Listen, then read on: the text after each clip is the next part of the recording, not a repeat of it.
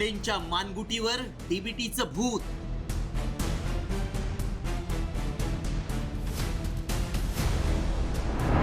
खरेदी धोरण बदलल्यानं हायकोर्टाचे सवाल.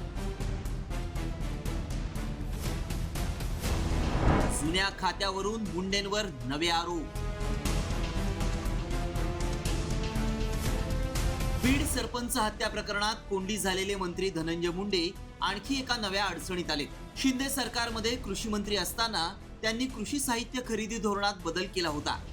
साहित्य खरेदीची रक्कम थेट शेतकऱ्यांच्या बँक खात्यात जमा होत असताना ती योजना बदलल्यानं उच्च न्यायालयात जनहित याचिका दाखल करण्यात आली आहे. त्यावरून 2023 मध्ये राज्य सरकारला कृषी साहित्य खरेदीच्या धोरणात बदल करण्याची गरज का पडली असा सवाल मुंबई हायकोर्टाच्या नागपूर खंडपीठानं केलाय. या जनहित याचिकेत काय आरोप आहेत पाहूयात.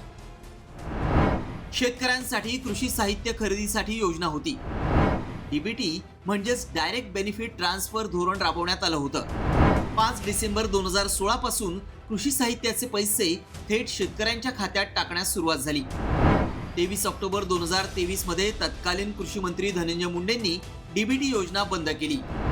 स्प्रे पंपाची किंमत 2600 रुपये असताना 3600 रुपये दरानं शासनानं ते विकत घेतले. कुठलीही टेंडर प्रक्रिया राबवण्यात आली नाही. आयुक्तांच्या नोटला बायपास करून कृषी मंत्र्यांनी या धोरणाला मंजुरी दिली. राज्य सरकारनं 103 कोटी 95 लाखांचा निधी देखील मंजूर केला होता. त्यामुळे ही प्रक्रिया वादात सापडली आहे. यावर सरकार बाजू मांडेल असं महसूल मंत्री बावनकुळेंनी सांगितलंय. याचिका अशी आहे की जनहित याचिका आहे. याच्यामध्ये शासनाने पहिले स्कीम अशी काढली होती की सर्व लाभार्थी शेतकरी जे असतात ते त्यांच्या अकाउंटमध्ये ॲग्रिकल्चरल जे इक्विपमेंट्स असतात ते सगळे त्यांच्या अकाउंटमध्ये त्यांनी मागितलेल्या सामानांची वस्तू त्यांच्या अकाउंटमध्ये पैसे घेतल्यानंतर तिथे डायरेक्ट डिपॉझिट होत होते.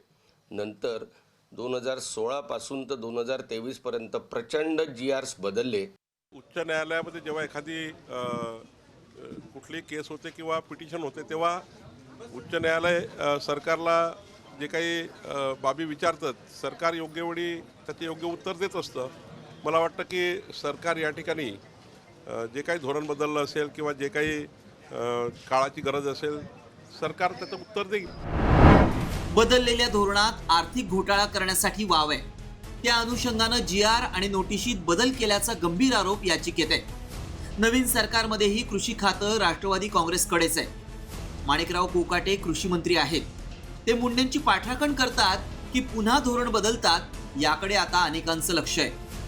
बीड सरपंच हत्या प्रकरणावरून धनंजय मुंडे बॅकफूटवर आलेत. त्यात मुंडेंच्या मानगुटीवर आता डीबीटीचं भूत बसल्यानं त्यांच्या अडचणी आणखीनच वाढण्याची शक्यता आहे. ब्युरो रिपोर्ट, साम टीव्ही न्यूज.